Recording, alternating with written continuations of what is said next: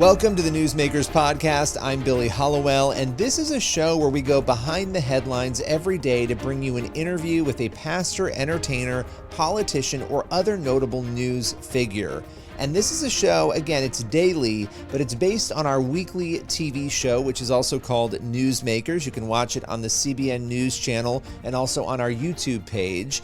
And on this show, every day, we dive deep. It's a little more longer form with one of the people who you will often see on our Newsmakers show or across the CBN News platforms. On today's Newsmakers, we'll be sitting down with actor and comedian Rob Schneider. We'll be talking about his faith journey, some of his new projects, and why he is so open and vocal about politics and social issues. We're also going to get into some other really fascinating topics like forgiveness. With no further ado, here is Rob Schneider. Rob, appreciate you joining me today. A lot to dive into. We're going to talk about Chip Chilla, but I want to talk about culture first because you had a post recently on X, formerly known as Twitter, where you talked about forgiveness and you talked about faith. And I have to tell you, I actually wrote a column about this because I thought it was incredibly moving what you wrote. What sparked that in you to share that message? Well, a foundation in God. I think Jesus only lets you stray so much, and I think at a certain point, he grabbed me again and hugged me, and I think it's important to the feeling that I had and that foundation for whatever silly movies I've made, and for whatever reason people seem to think anything I say is interesting or funny. Uh, I guess people call it a platform. I don't know what you call it. I wanted them to if you are thinking about looking for something in life, a foundation that doesn't isn't in sand where it could be blown away, and if you have a family, then if you have that foundation in something beautiful and something um, like Christianity. I mean, there are other religions out there that say, well, kill your enemy, hate your enemy, and there are infidels. And we have a religion that says love your enemy, love thy neighbor as thyself. I think that's love Yeah. others. I mean, that what a beautiful way to go through life. Well, and your I mean, message captured that. I mean, your message really captured when you went through each person and the types of people who maybe you were rallying against before during COVID, but you had this sort of reflective tone. It was really powerful seeing you juxtapose those things. well, there were people that very angered me. Thank you. The when Bruce Springsteen, I didn't name names there. I shouldn't name names now, but when it made me so angry that he would eliminate or not allow and to exclude, and if anything in Christianity, it's welcoming everyone. There's no exclusion. It's not like, well, green-eyed people aren't allowed. It's so to exclude those people from his Broadway play, a Broadway show, it seemed to me, and then it seemed angry, and it made me angry, and then I had to dig underneath what's that anger, and then I have to know, well, why is he angry, and why am I allowing myself to get angry, and where is the forgiveness there, and you have to know that what it is I can't interpret what other people are feeling, and a lot of what people were feeling was fear, and they're also feeling like they had to get along, and that's pretty common. And so if I am going to lead my life and be an example as Christ compels us to do, then I have to do it, even Yeah. if it hurts, even What? if it stretches how I used to feel, and forgiveness. And once you forgive, the beautiful thing about forgiveness isn't the person, it's you. You end up feeling better. Yeah, yeah. It has nothing to do with that other person you're mad at, right? You're releasing yourself from that anger and that frustration and that, resentment.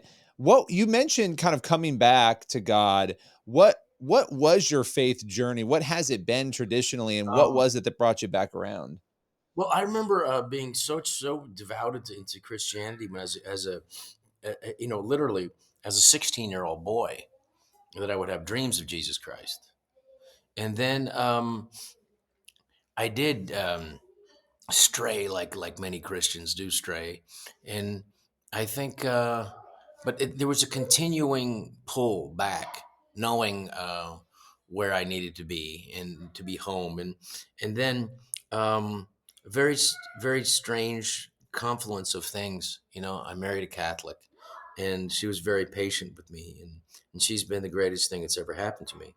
um and Catholicism and Christianity is in Europe has declined, but in South America it is still very strong. And my wife's from Mexico, and there is a real strong faith in Christianity that has not diminished. And I Yeah. think it's because life is hard there, and I think that they need to.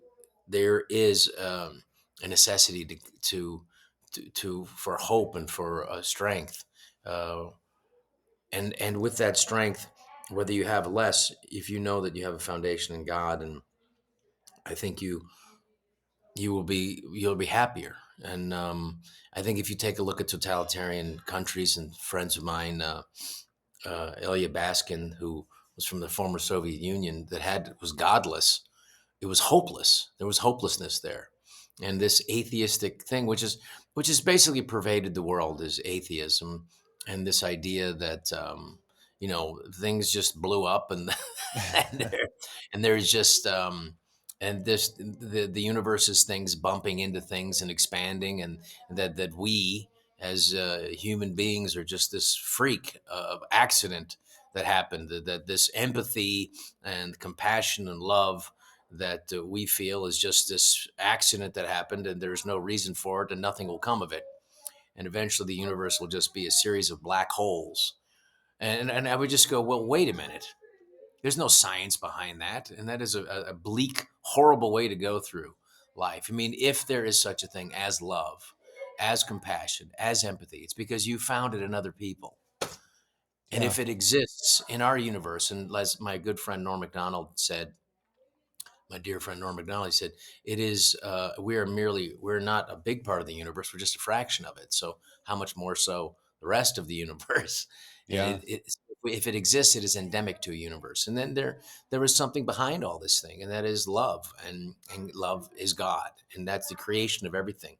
When you take a look at, the flowers and the spermazoas, there's way too much of it that seems to be necessary for those flowers to continue. It seems to be there's not a necessity for all the stars in the skies. There seems to be a celebration of existence. And I Yeah. think what we are is God's, you know, uh, desire for us to experience and find out who that we're part of the whole thing. And it's to get to, if you're looking at it from a purely Zen or Buddhist perspective, it's to evolve from a place of to where the universe wanted to experience itself, and in a higher state of consciousness. I mean, the rocks have consciousness, very low consciousness. We have very high consciousness. And then I think that, for what, for me, the sacrifice of Jesus Christ, we worked on this script, and it's been 5 years now, about the Shroud of Turin. Mm. And the last draft that I wrote, which is based on a true story, I didn't write. I was just, when anybody who works in the creative arts, there's an antenna. You don't know how it's coming or what it's coming. But I found myself for 9 days just writing this last draft, and it's beautiful. And then when you dig into the Shroud of Turin, which is the burial cloth of Jesus Christ, you realize that it could not have possibly been, as they say, a um, medieval forgery. And so, well, then what is this? And they said, well, the people who were doing the calculations for the testing of this, the carbon dating, they did not put into their calculations the French nuns and the devotion of the French nuns, who in the 16th century repaired. Can you imagine the nuns, how, and their devotion, knowing that the this was the death cloth that their Savior, that their Lord was um, was wrapped in, how delicately they would work for each strand. And the French nuns did this thing called an invisible weave. And so that when they did the cutting, that threw off the carbon dating. And that's why when they did it, they tested it in several areas. The further that they went into the cloth, the further back in time they went, to 14th, 13th, and 12th century. If they would have kept going, not part of that cloth, they would have gone to 2,000 years. The only reason that cloth exists is because it's Egyptian linen. Any other It's incredibly fascinating. The shroud has captivated people. So you were working on it. You've worked on a script about this. Shroud of Turin? Yeah, we want to make this movie, and I will tell you, it's been very difficult to make the movie. And there are, there's a reason why the Shroud of Turin in Turin, Italy, is surrounded by the highest concentration of devil worshippers in the world. They've tried to destroy it several times. But what the Shroud of Turin ultimately um, is the receipt. That's why it's such an important thing. It's the receipt of the price that was paid by Jesus Christ, You which is you forgiveness for all of humanity. I mean, I couldn't work on this and couldn't see this without uh, being so moved by it. And I really want to. This movie's getting closer to being made now, and I want to play the Benedictine monk and this woman, this divorced woman of two kids, and together they did prove to the scientists that this is a real. That he did admit that this is the burial cloth of Jesus Christ. you And know I mean that I couldn't at that point I could no longer just continue to live my life thinking, well, this doesn't affect me. It's like, how could it not? It's proof. so How do this you go this through? project also sort of infused your faith then and catapulted it forward. Well, it it became, and then it because, and then as Jesus does, he's just a little nudge, just a little nudge, a little nudge. When they use the word inspire, it comes from the Greek. It doesn't mean like inspiration, inspiratu in Latin, and it goes back to the Greek. It doesn't. Its real definition is God's breath.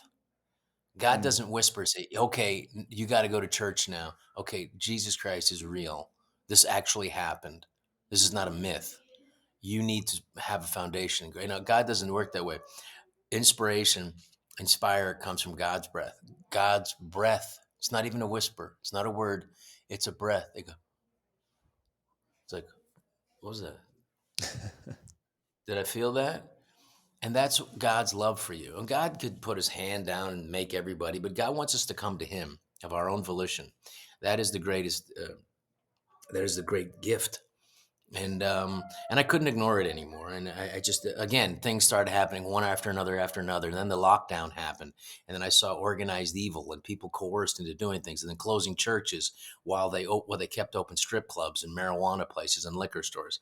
At a certain point, you realize that there is a darkness that every 100 years or so uh, befalls the earth and human beings, and you better be prepared for it. But don't be.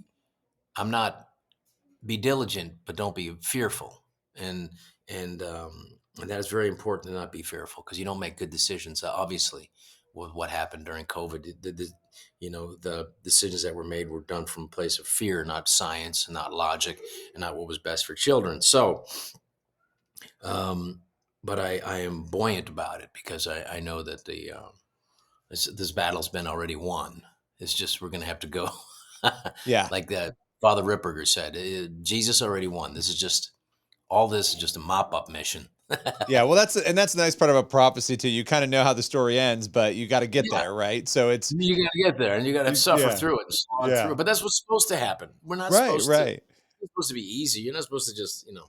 How There's did you? supposed to be a challenge. I got to ask you because being so vocal, you've had an incredible career. You've done everything. You're hilarious. You've made movies. You've done TV. I mean, you've done it all. Thank you. Wh- no, it's true. I mean, but how hard has it been? And maybe it hasn't been. How impacted have you been by being so vocal on faith, on policies, those sorts of things? Well, I think I've been very lucky to have a career. I didn't, my parents didn't come in show business. My dad had a little tiny company where he did loans on second deeds of trust, and he worked out his own business. And he's the only one who graduated high school. His father could barely read, came from Prussia. Wow. And my mother was, a World War II, traumatized World War II survivor of the Japanese occupation of the Philippines. So I was raised by, this. And so I don't feel any obligation to any ideology that is really not based in something to improve humanity. So I don't feel like I'm missing out or being excluded. I don't need their approval. I've made a very good living in show business, and I have been touring and doing stand up comedy for most of the last 10 years, and I don't really get work in Hollywood anymore.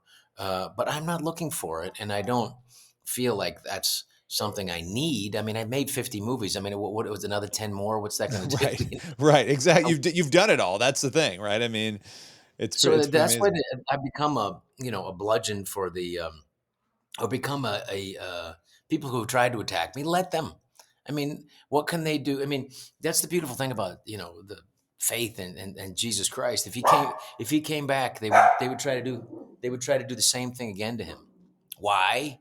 Because he forces you to look at your own lies, your own falsehoods, and what you are not living up to. I mean, Yeah. that is and also at the same time releases you from guilt and releases you from a the idea that you have to work this and do all these things to uh, in your life from a place of servitude as opposed to a place of love. Yeah. And if you get there, then there's a certain strength to it. But that strength's going to be challenged because Yeah. what it does is it forces other people to look at themselves. And it isn't it isn't a place that there's a reason why Christianity is attacked. Oh, absolutely. You have to re-examine everything about yourself. And as you're saying, for Christians, once other people see that you have this thing, it convicts them, right? And then you've got this chain reaction of conviction that, it either Yeah. yields people becoming believers or it yields an anger in people who are offended by that internally. They don't even realize why sometimes. Well, they don't, but it does come from a place. I mean, what it does is it brings up things, and the stuff that it brings up is important because that's how Christ works. Yeah, no, absolutely. And, I have to tell you too, you have this fun new project and, I could talk for 3 hours with you about Oh, this yeah, we stuff. could, I know. We could. Hang And on just one second. I got it at 11 o'clock. Hi. Yes, we're gonna make it work. Can I just put you on hold for 2 minutes? I was just 2 minutes. I was gonna finish up. Hang on just for 1 second, okay? All right, thank you. Sorry, I just have at 11 o'clock. I no, gotta. I'm sorry, I've So kept you too long. no, but this it's important because I do think like with the TV series Chip Chilla that we're doing on the Daily Wire, they realize that there is an indoctrination happening in the media that that is undermining the last bastion of freedom in the world, truthfully, which is the United States of America. And if they can undermine that, then it can all go. I mean, the only reason we escaped COVID is because the United States, of the Second Amendment, we had guns, and the government knew they can only push us so far. As the United States opened and got free, so did the rest of the world. Yeah. So it's important to maintain that. And what the Daily Wire Entertainment wants to do is entertain people in 48 states that are not California and New York. That is a powerful, powerful thing to do. And I'm very proud to be able to be with them so that people can watch this, the TV series and say, hey, I can relax. I don't have to watch it beforehand to see what indoctrination is trying to happen from Hollywood. So in that sense, I'm very happy, and it's a pleasure to work with them. Well, we're looking forward to pushing people there. Rob, we appreciate your time. And by the way, the Daddy Daughter Trip is a movie that's coming out. It's a really nice little family movie. It's on Amazon downloads and it's at Walmart. And I hope people get a chance to see that. It's available now. That's all for today's Newsmakers podcast. Be sure to tune in for the next episode of the show and also head over to the CBN News YouTube channel and the CBN News channel to watch Newsmakers every week. We'll see you soon.